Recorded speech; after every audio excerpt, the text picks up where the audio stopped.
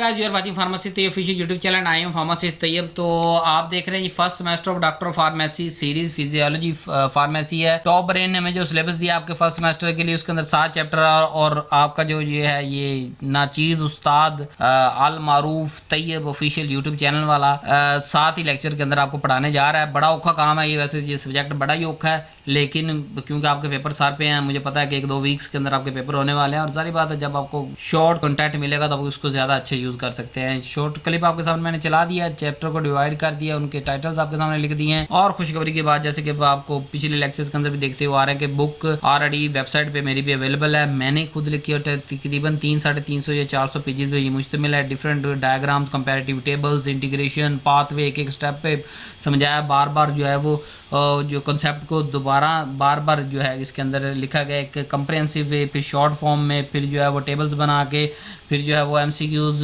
True false और एक pattern भी हर चैप्टर का दिया गया कि ये शॉर्ट क्वेश्चन आ सकते हैं, ये लॉन्ग आ सकते हैं, ये ट्रू फॉल्स है, ये एमसीक्यूज। तो ताकि ओवरऑल हर लिहाज से वो सबसे बड़ी बात है कि आपका सिलेबस सिर्फ डॉक्टर, ये बुक के ऊपर मैंने मेंशन किया है, foundation of human physiology for form dear student. ये सिर्फ डॉक्टर ऑफ फार्मेसी स्टूडेंट्स के लिए ये बुक काम किया है, स्पेशल आपके लोगों के लिए लिखी गई, इस टेंशन के साथ कि जो 6 साल तजर्बा मेरा यूट्यूब पे मौजूद है लेक्चर्स का, आपकी बहुत जो है वो सपोर्ट मेरे साथ मौजूद है। उसी ने पिछले 1.5 साल या 2 साल के अंदर जो है वो मुझे इन बुक्स को लिखने पे मजबूर किया।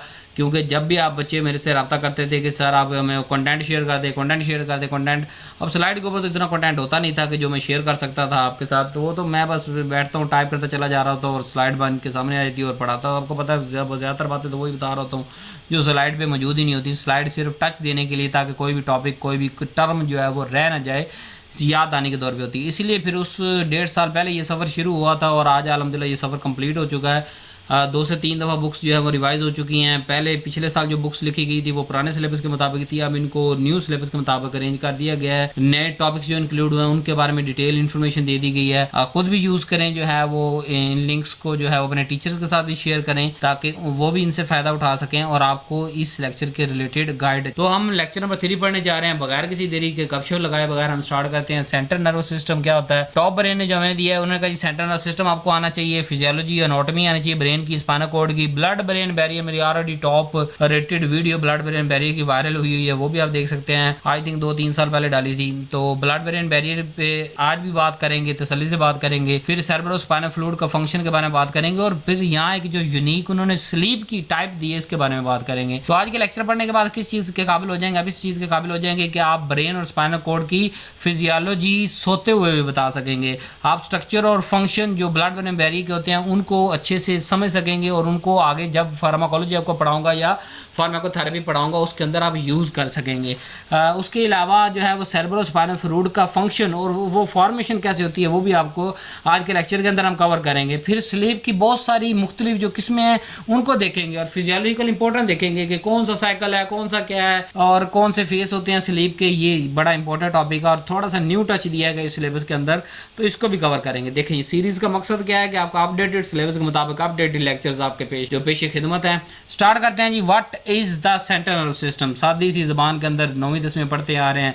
Brain and spinal cord is called central nervous system. करता क्या? इंटीग्रेशन करता है। क्या करता है? प्रोसेसिंग करता है। क्या करता है? कंट्रोल करता है। क्या करता है?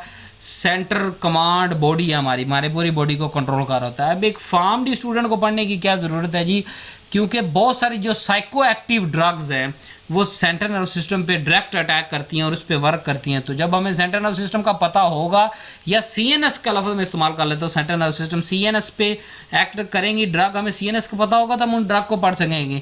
फिर ब्लड ब्रेन बैरियर जो है ना बहुत सारी ड्रग को क्रॉस करने में ज़रा डिफ़िकल्टी शो करवाता है। हमने उसको बाज़ दफ़ा ऐसी फॉर्म के अंदर बनाते हैं कि वो इसको डॉच करवा के ब्लड ब्रेन बैरियर को डॉच करवा के जो है वो ब्रेन तक ड्रग पहुंचानी होती है। तो जब हमें ब्लड ब्रेन बैरियर पड़ा होगा तो हमें पता होगा ना उसको कैसे डॉच करवाना है, उसको कैसे क्रॉस करना है हमने। सेरेब्रो स्पाइनल फ्लूइड की अगर बात करें तो वो इंट्राक्रैनियल प्रेशर के लिए बड़ा इंपॉर्टेंट है, जो है उसको पढ़ेंगे। फिर स्लीप रेगुलेशन जो कि साइकेट्रिक और आजकल न्यूरो, हर तीसरा बंदा दिमागी मरीज का जो है शिकार। आप भी कहेंगे सर शुगर पढ़ाते हैं, हर तीसरा बंदा शुगर का मरीज है। ब्लड प्रेशर पढ़ाते हैं, यार तीसरा बंदा ब्लड, ओ अल्लाह के बंदो इसी तरह ही है। तीसरा मैं एहतियातन ही कह देता हूँ, हर बंदा किसी न किसी फेस के अंदर, आप पूछ लें कुछ भी नहीं होगा तो हाँ रात में नींद नहीं आती उसको, सारी साइकोलॉजिकल प्रॉब्लम है, तो जी नींद के अंदर डर जाता है जी, जो है वो नींद प्रॉपर नहीं आती जी, वो मखलूकुल फितरत चीज़ों से डर जाता है जी, और अजीबोगरीब उसके ख्यालात आ रहे होते हैं, फिर पैरानोइक कंडीशंस हैं और बहुत सारी इस तरह सिम्टम्स जो है वो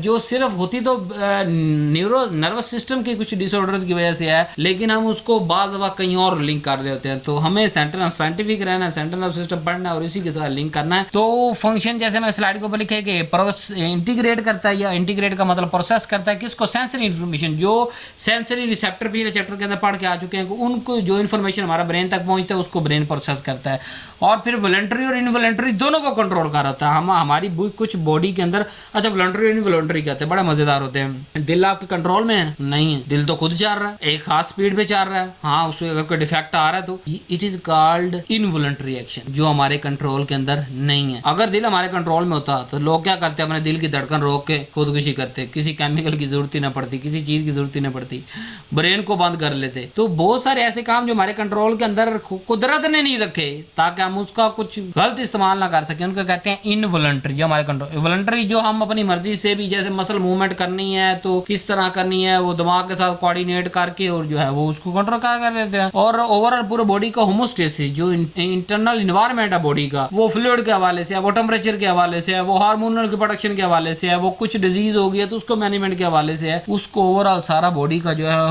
होमोस्टेसिस का रेगुलेट रखता है। अगर मेजर जो है कंपोनेंट की बात करें तो मैंने कहा दो ही आपके पास है, एक ब्रेन एक स्पाइनल कॉर्ड है। ब्रेन की अगर बात करें तो ये सेंट्रल कंट्रोल, और स्पाइनल कॉर्ड की बात करें तो ये पाथवे है और रिफ्लेक्स सेंटर है। यानी ब्रेन मेन जो है वो हमारा इंटीग्रेशन प्रोसेस है, लेकिन ब्रेन स्पाइनल कॉर्ड को बताता है कि क्या करना है। फिर स्पाइनल कॉर्ड से नर्व्स निकलती हैं जिसको हम मोटर न्यूरॉन्स कहते हैं, या मोटर नर्व्स हैं, वो फिर जाके ऑर्डर देती हैं और जाके इंटीग्रेट होती हैं। कुछ चीजें सेंट्रल स्पाइनल कॉर्ड से ही प्रोसेस होकर चली जाती है, लेकिन मोस्ट ऑफ इंफॉर्मेशन हमारे ब्रेन तक पहुंचती है और ब्रेन से जो स्पाइनल कॉर्ड से पूरी बॉडी की तरफ पहुंचा दी जाती हैं, जो भी ब्रेन उस पर ऑर्डर दे। अब ब्रेन की अगर हम फिजियोलॉजिकल एनाटॉमी की बात करें कि व्हाट इज द ब्रेन, मैंने वैसे साइड पे बनाया भी है ब्रेन, बल्कि ब्रेन नहीं बनाया साइड में, मैंने सेंट्रल नर्वस सिस्टम बनाया, क्योंकि ब्रेन के साथ नीचे स्पाइनल कॉर्ड भी दी गई है। तो जब ब्रेन और स्पाइनल कॉर्ड इकट्ठा एक ही तस्वीर में आएगा उसे कहेंगे CNS, सेंट्रल नर्वस सिस्टम। और ब्रेन किस पे मुश्तमिल होता है, सेरिब्रम पे मुश्तमिल है, और इसके अलावा हमारे पास ये डाईएनसेफेलॉन पे मुश्तमिल है, ब्रेन स्टम पे मुश्तमिल है, सेरिबलम पे मुश्तमिल है, और ये चारों के चारों पार्ट मैंने यहाँ शो भी किए हैं और इनका एक बड़ा यूनिक अलग पैटर्न होता है। वैसे तो ओवरऑल मैंने बाहर मुख्तलिफ यूनिवर्सिटीज से ब्रेन पे जो है ना वो स्पेशलाइज्ड डिप्लोमे भी किए हुए हैं, एक 2 साल के, आप सर्टिफिकेट कह लें, डिप्लोमे कह लें। अगर मैं वो पढ़ाने चला गया ना, अगर उसकी डेप्थ तक पहुंच गया तो फिर शायद हमारे सारी जिंदगी ये लेक्चर ही खत्म नहीं होगा। तो मैं आपको कोशिश ये करूंगा कि सरफेस पे रह सकूं, आपके लेवल पे रह सकूं और ज्यादा अंदर डेप्थ पे ना जाऊं, इसलिए मैंने जो है वो ब्रेन के भी आपको 4 मेन पार्ट पढ़ाए, जिनको मैंने बार-बार इस लेक्चर्स के अंदर रिपीटिशन के अंदर शो करना है आपको, और जो है वो उसको आपका फंक्शन बताना है कि इसका ये मेन पार्ट है, इसका ये मेन पार्ट है। लेकिन अगर एक छोटी सी बात उस कोर्स सीरीज में से आपको देता चला जाऊं तो ब्रेन वो वाहिद ऑर्गन है जो आज की दुनिया के अंदर भी अनअंडरस्टूड है। मतलब आज भी ब्रेन के अंदर डिस्कवरी हो रही है। 1 इंच तो बहुत बड़ा होता है, 1 सेंटीमीटर बहुत बड़ा होता है, 1 सेंटीमीटर के अंदर 1000 न्यू डिस्कवरीज, 10,000 न्यू डिस्कवरीज हो रही हैं कि दिमाग का ये जो फलाना कोना है, यानी एक नुक्ता, ये वाला काम कर रहा है, आगे वाला नुक्ता ये काम कर रहा है, अच्छा आगे वाला वो वाला इसके साथ मिलकर ये काम कर रहा है। यानी हमारी पूरी बॉडी इस वक्त जो है आप कह सकते हैं DNA तक हमने पढ़ ली, हमने हर चीज़ पढ़ ली, लेकिन जो ब्रेन के ट्यूटर हैं, जो ब्रेन के मास्टर हैं, जो ब्रेन के बारे में पढ़ाते हैं मुख्तलिफ यूनिवर्सिटीज़ के अंदर, बायल, कनाडा, अमेरिका, वो अभी भी इस पे डिस्कवरीज पे लगे हुए हैं, क्योंकि वहाँ पे तो ब्रेन ऑलरेडी उनके पास अवेलेबल होते हैं। जो मैं ऑनलाइन जिनके पास लेक्चर लेता था उनके पास 1000+ ह्यूमन ब्रेन थे, ह्यूमन ब्रेन। वहाँ कल्चर अलाउ करता है, हमारा कल्चर अलाउ नहीं करता ना, तो वो एग्जैक्ट उस ह्यूमन ब्रेन पे हमें पढ़ाया करते थे। Very interesting. कभी आपके साथ मौका मिला तो मैं लिंक भी शेयर कर दूंगा, सर्टिफिकेट भी शेयर कर दूंगा। और आप फार्म डी के बाद अगर आपने इंटरेस्ट हो, मेरा तो फिर ब्रेन सेंट्रल नर्वस सिस्टम के अंदर बहुत ज्यादा इंटरेस्ट था, इसलिए मैंने फिर वो किया था। तो सिर्फ कोर्स का रेफरेंस देने का मकसद क्या है कि ब्रेन के ऊपर एक एक नुक्ता से अलग अलग फंक्शन परफॉर्म होते हैं, लेकिन हम उतनी डिटेल तक नहीं जाऊंगा क्योंकि वो तकरीबन मेरा ख्याल जो है वो 2000 से पेजेस से ज्यादा बड़ी बुक थी जो हमने सिर्फ ब्रेन पे पढ़ी थी, ठीक है। तो लेकिन यहाँ पे आपको सिर्फ आपके लेवल पे रखूंगा जहाँ पे ड्रग एक्ट करती हैं या मेजर जो आपको पता होना चाहिए वो, ठीक है। तो आगे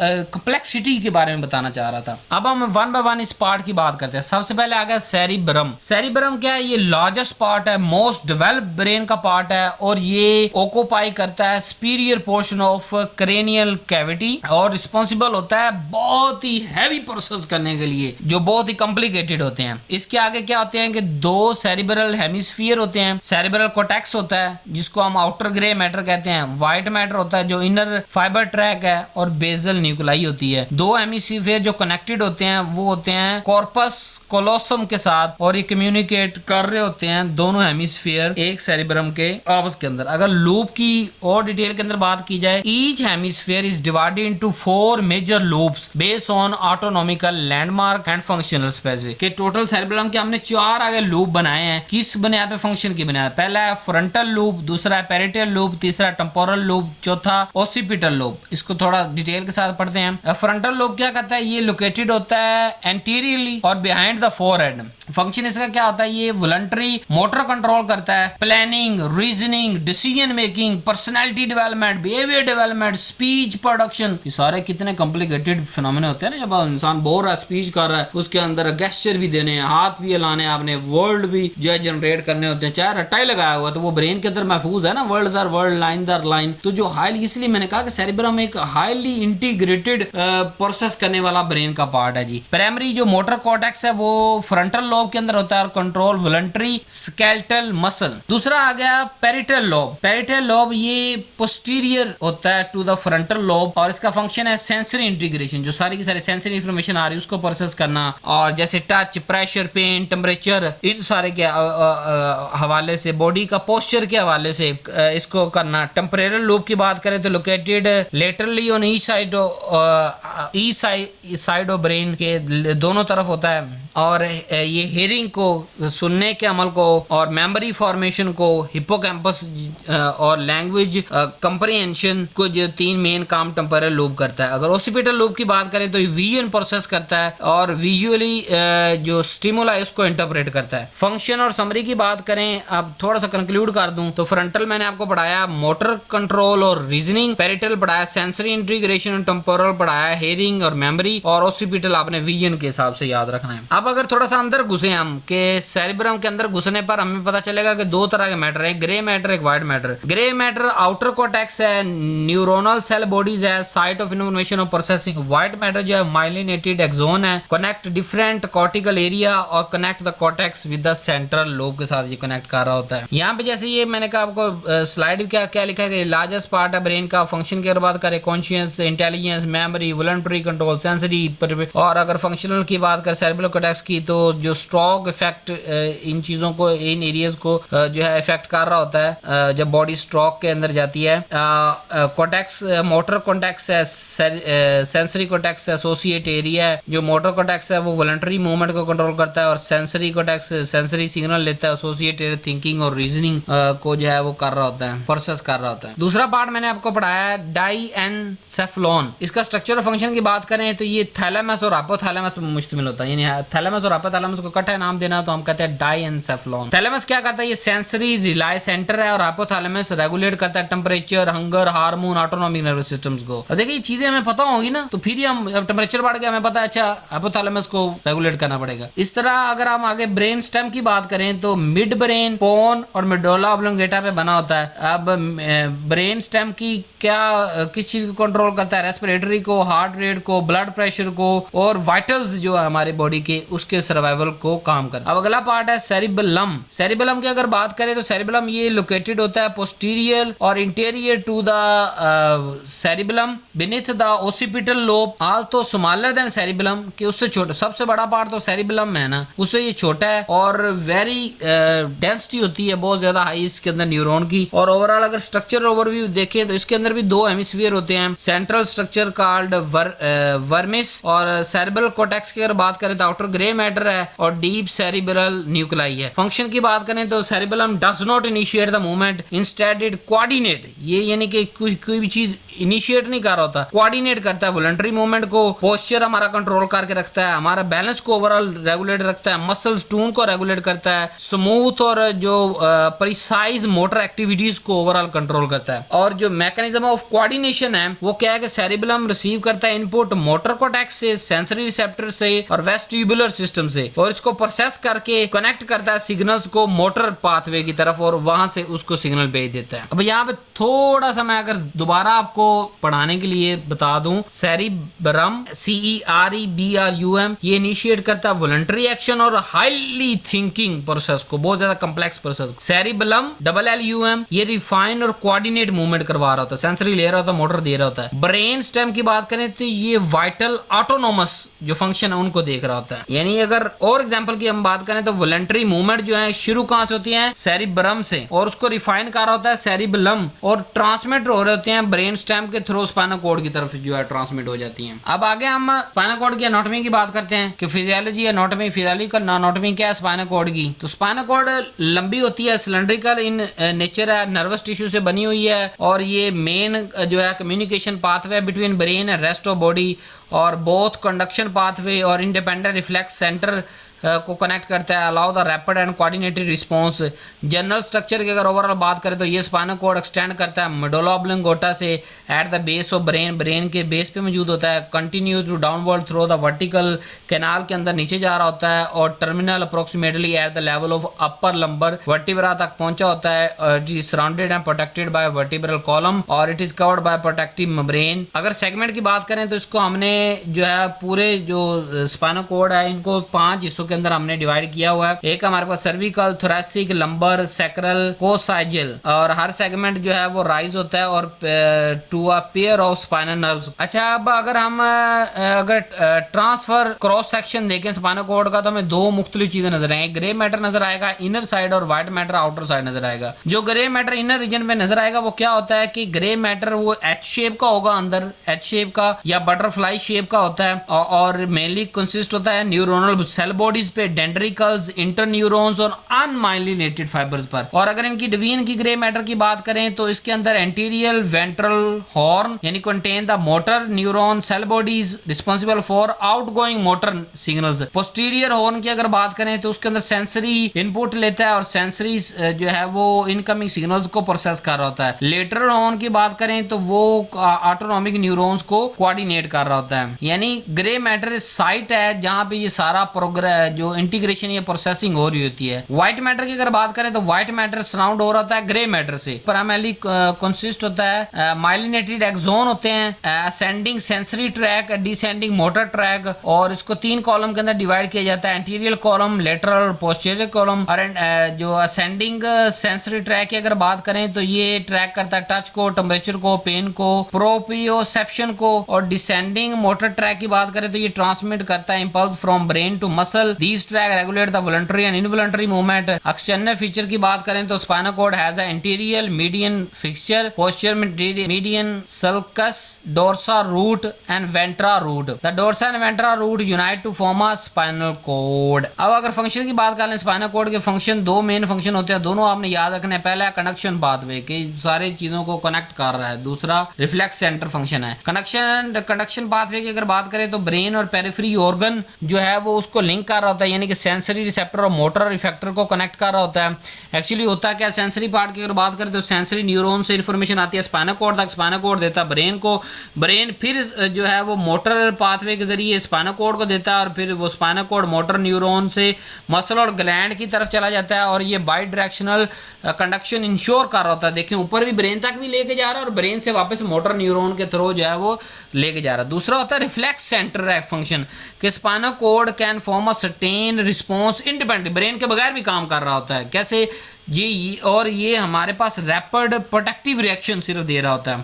तो पहले वाला तो हमने कहा ना कि वो ब्रेन के पास जाएगा, वहां से फिर वापस कंडक्शन बात में ओवरऑल पूरे जो है ब्रेन को कंट्रोल करके फिर उसमें से गुजर के। और रिफ्लेक्स आर्क क्या होती है कि बेसिक फंक्शनल यूनिट है रिफ्लेक्स रिस्पॉन्स की। अब होता क्या है, जैसे हमारे पास 5 कंपोनेंट है, पहले नंबर पे रिसेप्टर होता है, फिर सेंसरी न्यूरॉन है, फिर इंटीग्रेशन सेंटर है, फिर मोटर न्यूरॉन, फिर इफेक्टर। रिफ्लेक्स होता है क्या, समझ ले, कील लगा लगा हमारे उंगली पे। अब जब कील लगा तो जो पेन रिसेप्टर है वहां से सिग्नल ट्रांसफर हुआ और सीधा हमारा गया स्पाइनल कॉर्ड के अंदर। स्पाइनल कॉर्ड ने उसको इंटीग्रेट किया और बताया कि हाथ को पीछे खींचना है, ठीक है। फिर वो मोटर न्यूरॉन के जरिए फंक्शन आया, उसने मसल को इफेक्टर तक, इफेक्टर मतलब मसल यहाँ पे है, उसको बैकवर्ड मूवमेंट करवा दिया। तो ये रिसेप्टर, सेंसरी न्यूरॉन और integration centre, motor neuron, effector, ये पांचों चीजें मिलकर रिफ्लेक्स आर्क बना रही होती है। यानी कि इमरजेंसी रिस्पांस स्पाइनल कॉर्ड तक ही जा रहा होता है, ब्रेन तक जो है वो नहीं जा रहा होता। एक्शन आप समझ आ गए ना, मतलब हमारा पानी के अंदर अगर उंगली लग जाती है तो यहाँ से सेंसरी जाता है स्पाइनल कॉर्ड तक, स्पाइनल उसको प्रोसेस करता है,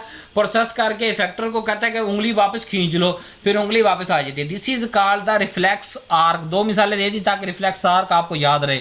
और दूसरा मैंने कंडक्शन पाथवे आपको पढ़ाया कि कंडक्शन पाथवे ये होता है कि सेंसरी से इंफॉर्मेशन गई स्पाइनल नर्व तक, स्पाइनल कॉर्ड तक, स्पाइनल कॉर्ड ने जो है वो आगे पहुंचा दिया ब्रेन तक, ब्रेन ने फिर स्पाइनल कॉर्ड को दिया लेकिन थ्रो मोटर, और मोटर के थ्रो फिर स्पाइनल कॉर्ड ने मोटर के थ्रो इफेक्टर यानी कि मसल या ग्लैंड तक वो इन्फॉर्मेशन दे दी, मसल कॉन्टेक्ट कराया या ग्लैंड में से एक्सक्रीशन करवा दी। चलें जी नेक्स्ट और मोस्ट फेवरेट टॉपिक की तरफ चलते हैं, ब्लड ब्रेन बैरियर। इसको समझना बड़ा जरूरी है कि ब्लड में बैरियर एक प्रोटेक्टिव बैरियर है जो कि प्रिवेंट करता है हार्मफुल सब्सटेंस को from entering into brain from blood. कि ब्लड तो अब सारी बात ब्रेन के अंदर भी जाना है, तो ब्लड में मौजूद अगर कोई टॉक्सिन है, कोई जहर खाया हुआ, कोई मेडिसिन की एक्सेस डोज है, वो ब्रेन तक कम से कम ना पहुंचे, बाकी चीजों तक पहुंच जाए। ये जो बैरियर इसको कहते हैं ब्लड ब्रेन बैरियर, और ये स्टेबल जो एनवायरनमेंट रखता है ब्रेन का। अब ब्लड ब्रेन बैरियर कोई सिंगल लेयर नहीं है, ये एक कम्प्लेक्स एनाटॉमिकल अरेंजमेंट है, मल्टीपल कंपोनेंट पे मुश्तमिल। जैसे सबसे पहले टाइट जंक्शन होते हैं between endothelial cell, basement membrane होती है, और एस्ट्रोसाइट एंड फीट होते हैं जो कि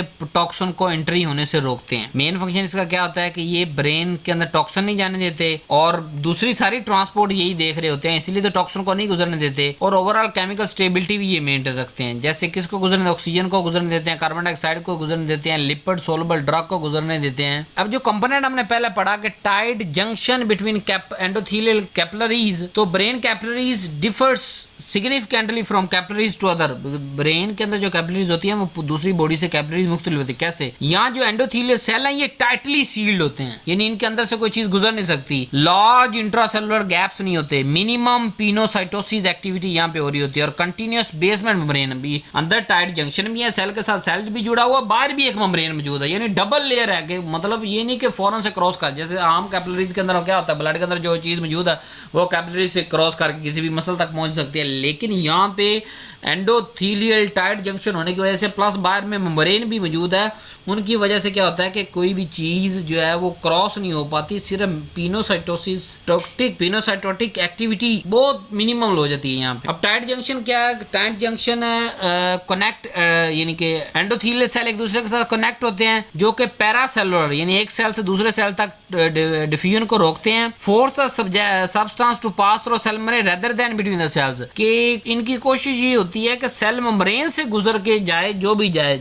और वो कौन से जाएगी? जो लिपिड सोलुबल होगी। ब्लड एंड बैरियर से लिपिड सोलुबल को मेम्ब्रेन में से गुजारता है। सेल के दरमियान में जो बाकी पूरी बॉडी के अंदर कैपिलरीज के सेल के दरमियान में जो जगह होती है वहां से डिफ्यूजन होते हैं, यहाँ पे जगह नहीं होती, तो यहाँ से डिफ्यूजन नहीं हो सकता। तो सिर्फ वाहिद रास्ता है इन मेम्ब्रेन का, वो है मेम्ब्रेन के साथ अटैच होना, और वो लिपिड लिपोफिलिक ड्रग ही अटैच होंगी और वही कनेक्ट हो सकेंगी। तो यहाँ समझ आ गया कि जो कैपिलरीज का स्ट्रक्चर है ना एज कम्पेयर टू दूसरी बॉडीज वो यहाँ मुख्तलिफ है, यानी कि बाकी सारी कैपिलरीज के अंदर जो सेल है इतने ज्यादा टाइटली नहीं होते, थोड़े थोड़े लूज होते हैं, अंदर से जो है पैरासेलुलर डिफ्यूजन होती हैं, चीजें गुजर के मसल तक पहुंच जाती हैं। जैसे लेग्स के अंदर कैपिलरीज है तो वो कैपिलरीज से चीजें निकलेंगी, ब्लड में से जो भी टॉक्सिन है, मेडिसिन है, जो भी है वो निकलेंगी और जाके उसमें जो रिक्वायर मसल है उस पर जाके एक्ट कर लेंगी, जो है सेल को मिल जाएंगी। लेकिन ब्रेन के अंदर जो कैपिलरीज है उनके जो है वो जंक्शन बड़े टाइट होते हैं, दो सेल्स के दरमियान में से तो कोई चीज नहीं गुजर सकती। प्लस दूसरे नंबर पे फिर ऊपर से मेम्ब्रेन भी मौजूद है, और जो मेम्ब्रेन है वो डबल मतलब प्रोटेक्शन दे रही है, एक तो सेल में से नहीं गुजर रहा, दूसरा फिर अगर कोई चीज उसमें गुजरने में कामयाब होती भी तो मेम्ब्रेन उसको रोक लेता है। तो ओवरऑल ये खुद जो फोर्स लगा रहा होता है, जाहिर बात है जो चीजों ने गुजरना तो है, तो ओवरऑल पूरी मेम्ब्रेन में से जब चीज गुजरती है तो वो सिर्फ लिपिड सोलुबल चीज गुजरती है। तो बहुत सारे टॉक्सिन जो हमारी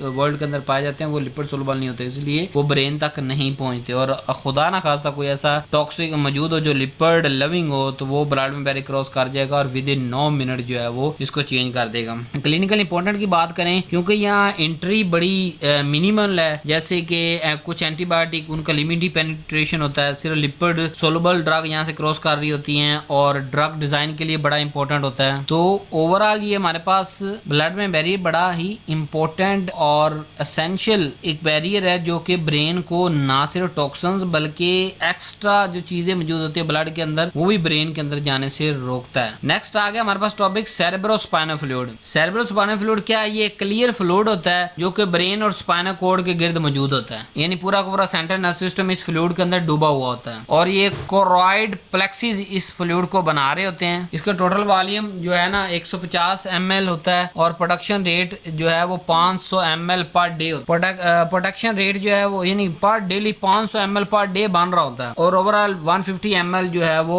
ओवरऑल वॉल्यूम होता है इसका। अब सेरेब्रोस्पाइनल फ्लूइड की जो सर्कुलेशन का पाथ है ना वो क्या है, पहले लेटरल वेंट्रिकल्स में जाता है, फिर थर्ड वेंट्रिकल, फिर फोर्थ वेंट्रिकल, फिर सब और इकोनॉइड स्पेसिस के अंदर और फिर रीअब्सॉर्ब हो जाता है ब्लड के अंदर। फंक्शन की मेजर फंक्शन की बात करें तो ये ब्रेन को प्रोटेक्ट करता है इंजरी से, प्रोवाइड बाउंसिंग सप्लाइज न्यूट्रिएंट्स और रिमूव द वेस्ट प्रोडक्ट। कि इसका जो मेन काम क्या होते हैं कि सबसे पहले तो ये अगर कोई चोट वगैरह लगती है तो हमारा ब्रेन भी समझे फ्लूइड के अंदर तैर रहा है और स्पाइनल कॉर्ड भी तैर रहा है, तो किसी भी तरह का झटका या एक्सीडेंट के दौरान ये इंजरी नहीं होने देता ब्रेन की और स्पाइनल कॉर्ड की। दूसरा ये जो है वो थोड़ी सी बाउंसिंग मूवमेंट थोड़ा सा फ्लॉट कर सकता है उसके दौरान, इस वजह से डिफरेंट शॉक कंडीशन के अंदर ये बच जाता है। तीसरा इसके अंदर न्यूट्रिएंट्स मौजूद होते हैं जो कि मुसलसल स्पाइनल कॉर्ड और ब्रेन को मिल रहे होते हैं और वो तरोताज़ा रह रहे होते हैं। प्लस जो वेस्ट होते हैं स्पाइनल कॉर्ड और जो हमारे पास ब्रेन है वो भी इसके अंदर फेंके जा रहे होते हैं। तो क्लिनिकल इंपॉर्टेंस क्यों है इसकी सेरेब्रोस्पाइनल फ्लूइड की, हम क्यों पढ़ रहे हैं? इसलिए पढ़ा कि मेनिंजाइटिस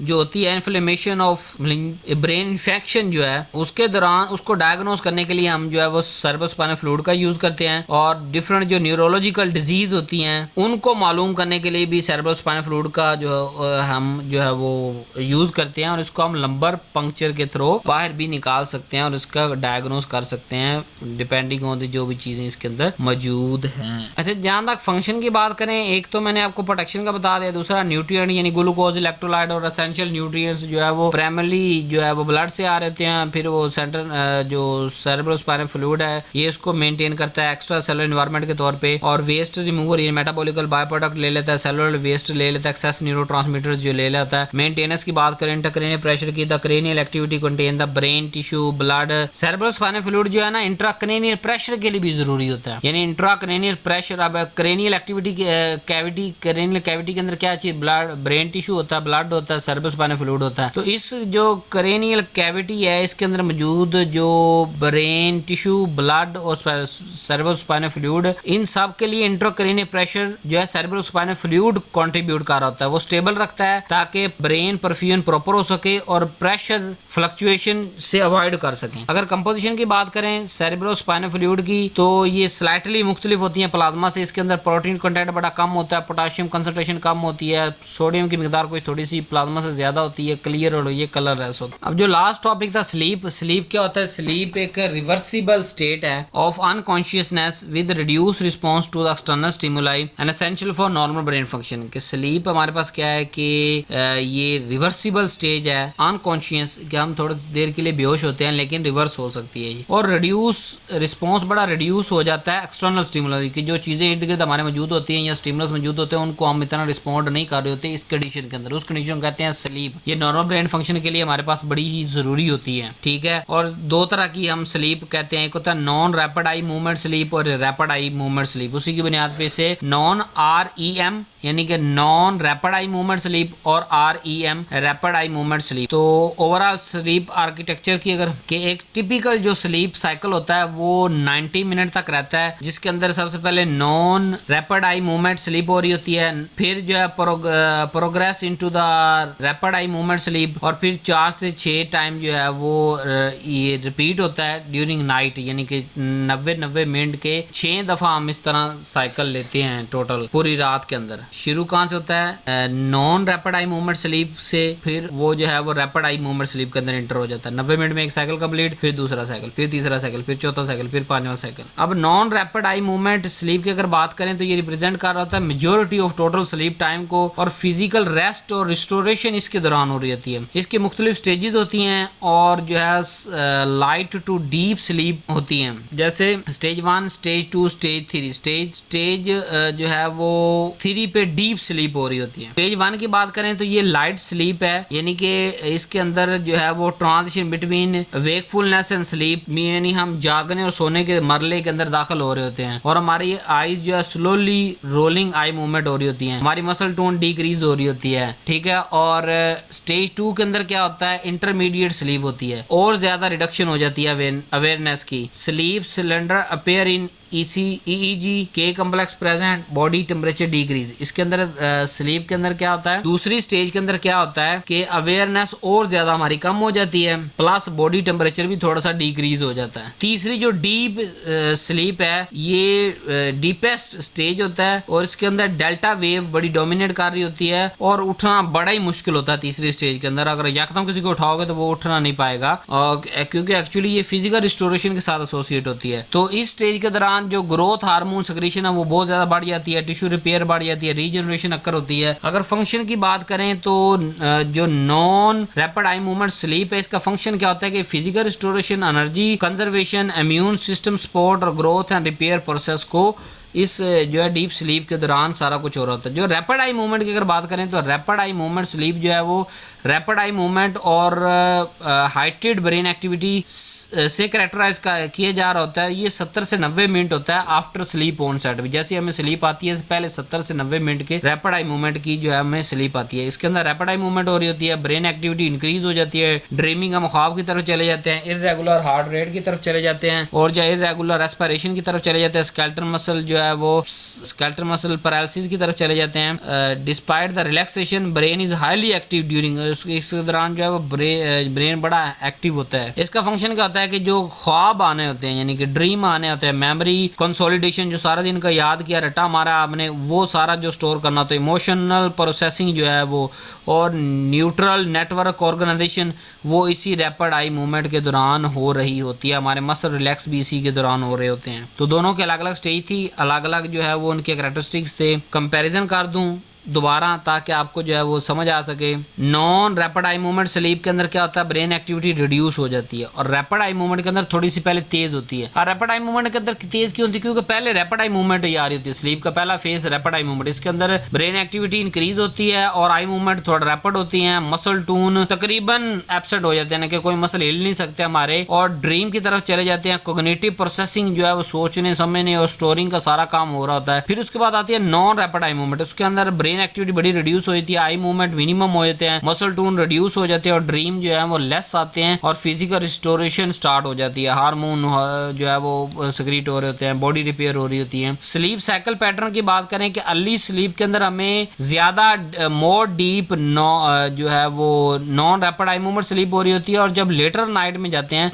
रात के आखिरी हिस्से के अंदर अगर हम जा रहे होते हैं, तब longer rapid eye movement period हमारे पास आ जाता है। तो ओवरऑल अगर स्लीप की रेगुलेशन की अगर हम बात करें, स्लीप की रेगुलेशन की बात करें तो स्लीप जो रेगुलेट कर रही होती है ये कम्प्लेक्स न्यूरल सर्किट और न्यूरोट्रांसमीटर सिस्टम के जरिए रेगुलेट हो रही होती है। रेटिकुलर एक्टिविटी सिस्टम होता है, रास सिस्टम होता है जो कि ब्रेन स्टेम के अंदर मौजूद होता है। ये मेंटेन रखता है अवेकफुलनेस और कंट्रोल लेवल करता है हमारा कॉन्शियसनेस को, और कॉर्टिकल रोजा को प्रमोट करता है। और रिड्यूस एक्टिविटी इन रास प्रमोट द स्लीप ऑनसेट, कि जितना रिड्यूस होगा उतनी ऑनसेट जल्दी आ जाएगा। फिर हाइपोथैलेमस भी हमारी स्लीप के अंदर काम करता है। वो क्या करता है, सेंट्रल रोल प्ले करता है कि जो हमारे पास सुप्राकाइमेटिक न्यूक्लियस होता है वो रेगुलेट करता है सर्काडियन रिदम को। वेंट्रोलेटरल प्रीओटिक न्यूक्लियस प्रमोट करता है स्लीप को। ओवरऑल न्यूरोट्रांसमीटर भी इन्वॉल्व होते हैं, डिफरेंट न्यूरोट्रांसमीटर होते हैं जो कि हमें स्लीप और अवेकफुलनेस के दरमियान फर्क करवा रहे होते हैं। वेक प्रमोटिंग जो होते हैं, जो हमें जगाए रखते हैं, वो है non epinephrine, serotonin, dopamine, acetylcholine, histamine. ये हमें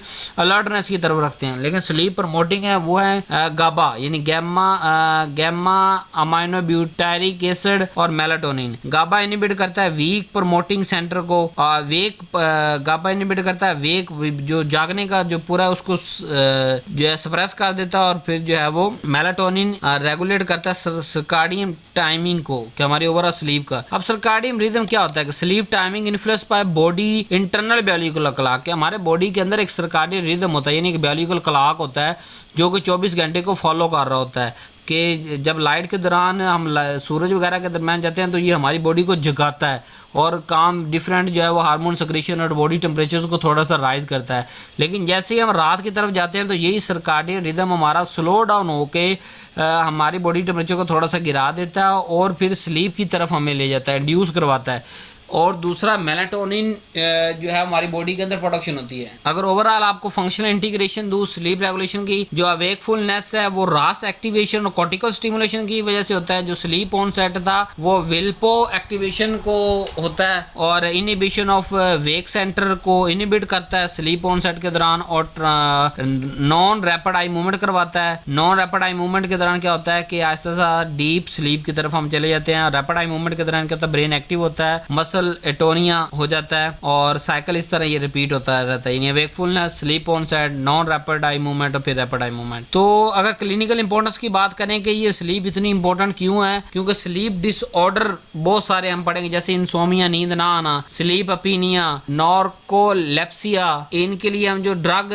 ऐसी हैं जो इफेक्ट करती हैं वो है सिडेटिव, हिप्नोटिक, एंटी डिप्रेसेंट जो कि स्लीप को इंड्यूस करवाती हैं, ये हम यूज करेंगे। ओवरऑल अगर पूरे चैप्टर की समरी को देखें कि हमने पहले कहा कि सेंट्रल नर्वस सिस्टम ब्रेन और स्पाइनल कॉर्ड से बना हुआ है और ब्रेन को बॉडी फंक्शन कंट्रोल करता है, स्पाइनल कॉर्ड इंपल्स को कंट्रोल कर रहा होता है, ब्लड में बैरियर दिमाग को बचाता है, सेरेब्रल स्पाइनल फ्लूइड जो है वो प्रोटेक्शन और न्यूट्रिशन देता है। स्लीप जो है वो ब्रेन हेल्थ के लिए बड़ी इंपॉर्टेंट है। उम्मीद है आज का लेक्चर आपको पसंद आया होगा। और ज्यादा detail, high yield, summary point, integration, different steps को देखने के लिए, जो है डिफरेंट पार्ट को देखने के लिए, कंसेप्चुअल टेबल्स को देखने के लिए, एमसीक्यूज, शॉर्ट क्वेश्चंस और जो एक्सटेंसिव क्वेश्चंस, ट्रू फॉल्स, इन सारी चीज़ों को देखने के लिए आपको बुक परचेज करनी पड़ेगी। वो नीचे लिंक मौजूद है www.pharmacyofficial.com, इस पे जाए बुक परचेज करें, नॉमिनल सी प्राइस उसको पे करें और बुक जो है वो आपको वहाँ पे अपने जीमेल अकाउंट पे उसी वेबसाइट पे शो होना शुरू हो जाएगी। और अगर नहीं ये प्रोसेस समझ आता तो आप व्हाट्सएप नंबर पर रब्ता कर सकते हैं। मैंने बार बार फिर वही कह रहा हूँ कि इन लेक्चर को जान के मैं शॉर्ट रख रहा हूँ, इन कॉन्सेप्ट को जान के छोटा रख रहा हूँ, ताकि एक पूरे लेक्चर का ओवरव्यू आपको मिल जाए और आपको एक पढ़ने के लिए आसानी हो। जब थोड़ा सा बेस स्टेप आपके लिए बना दूंगा तो अगले दूसरा तीसरा स्टेप आपके लिए लेना आसान हो जाएगा। अगर मैं बिल्कुल ही अगर एक लेक्चर पे 2-2 माह 3-3 माह लगा देता हूँ और एक छोटे छोटे टॉपिक को अलग अलग रखता हूँ तो फिर आपके लिए जो है सिलेबस कवर करना बड़ा औखा हो जाएगा और पेपर आपके सर पे हैं और जो है वो आप उसको इनपुट नहीं कर सकते, क्योंकि अभी शुरू हो रहा है सेमेस्टर सिस्टम, तो इसलिए ज़रा टीचर भी कंफ्यूज है, आप लोग भी कंफ्यूज हैं और कुछ ओवरऑल ग्लोबल सिनेरियोज ऐसे हैं कि आपको ऑनलाइन टीचिंग की तरफ शिफ्ट किया जा रहा है। तो इसलिए मैं भी जो है वो अपने इनपुट इसके लिए दे रहा हूँ कि शायद मेरी वजह से 2, 4, 6 बच्चों को अंडरस्टैंडिंग अच्छी हो सके। दोनों चीज़ें आपको प्रोवाइड कर दी हैं, लेक्चर के अंदर अंडरस्टैंडिंग भी दे दी है और बुक भी लिख के दे दी है। दोनों चीज़ों से फ़ायदा उठाएं और अपने मुस्तकबिल को सिक्योर करें, क्योंकि अगर आप इस फील्ड के अंदर आ चुके हैं तो अब आपको पे डिपेंड करता है कि आपने 50,000 पे काम करना है या 5 लाख पे काम करना है या बिल्कुल घर वेला बैठना है, कोई जॉब नहीं होनी चाहिए। अगर मार्केट के अंदर डिग्री लेके जाएंगे तो आपको जॉब नहीं मिलेगी। अगर मार्केट के अंदर ये 5 साल की सारी स्किल लेके जाएंगे तो जिस मर्जी पोस्ट पे, जैसे मैं आपको अपनी स्टोरी तो आज तक वैसे मैंने नहीं सुनाई, क्योंकि हमारे जो शेख हैं, जो हमारे बुजुर्ग हैं, वो भी स्टोरी नहीं सुनाते हमें हमारी लाइफ की, और हमने भी आपको नहीं सुनानी। सिर्फ छोटी सी बात ये है कि मैंने बहुत कम उम्र के अंदर 6 साल हो गए यूट्यूब पे आपको लेक्चर पढ़ा रहा हूँ और 2 साल के लास्ट 2 ईयर से आपके लिए बुक्स लिख रहा हूँ। पहले पूरे प्रॉफ की बुक्स लिखी थी, फिर आप सिलेबस चेंज हुआ तो सेमेस्टर वाइज बुक्स आपके लिए अवेलेबल होंगी वेबसाइट पे। उसके अलावा DTL के अंदर काम किया, इंडस्ट्री के अंदर काम किया, क्लिनिकल के अंदर काम किया, डायबिटिक एजुकेशन के तौर पे काम किया, फैक्ट्रीज के अंदर काम किया, डिस्ट्रीब्यूशन पे काम। तो अब जो इतनी वास्ट फील्ड के अंदर मैंने काम किया, मैंने कौन सी डिग्री की हुई, चलो डिप्लोमे शिलोमे किए हुए हैं, वो तो जैसे आज ब्रेन का बता दिया, फिर किसी और लेक्चर के अंदर कोई और बता दूंगा और बता, वो तो एक ढेर पलंदा जमा हुआ पड़ा। ठीक है, वो हर बंदा तो नहीं कर सकता ना, हर बंदे का इतना टाइम है, आपको जॉब करनी है और आगे आपको जो है वो फौरन से इनपुट को पैसे निकाल के देने हैं। सारी बात इतने जितने पैसे आपकी डिग्री पे लग रहे हैं। तो इसलिए कह रहा हूँ कि अभी से फर्स्ट सेमेस्टर से लेके 10 सेमेस्टर तक जो है वो सारे लेक्चर, सारी बुक, सारी चीज़ आपके लिए अवेलेबल हैं। इनको अभी ही आप अपने जो है वो कोर्स और निसाब का हिस्सा बनाएं और निसाब को पढ़ें। अक्सर बच्चे कहाँ फेल हो जाते हैं, वो कहते हैं लो जी फिजियोलॉजी माइनर सब्जेक्ट है जी, ऑर्गेनिक माइनर सब्जेक्ट है जी, मैंने ये नहीं पढ़ना, मैं कॉलेज पढ़ूंगा, मैं सूटिक्स पढ़ूंगा। अब जब पीपीएससी आता तब पता नहीं चलता किस से सवाल आ रहा, किस से नहीं आ रहा। या क्लिनिकल के अंदर जब आपसे सवाल हो रहा होगा तो उसने ये नहीं कहना कि अच्छा तुझे फिजियोलॉजी आती है कि नहीं, उसने फिजियोलॉजी शुरू करा, फिर फार्माकोलॉजी में घुसना, फिर एंड पे क्लिनिकल में घुस जाना। तो खुदारा हर चीज को अभी आपके पास टाइम है, 5 साल पड़े हुए हैं, चीजों को लेके चलें। वीडियो को लाइक करें, चैनल को सब्सक्राइब करें। इंशाल्लाह अगली वीडियो के अंदर, अगले लेक्चर के अंदर हाजिर होते हैं। अल्लाह हाफिज।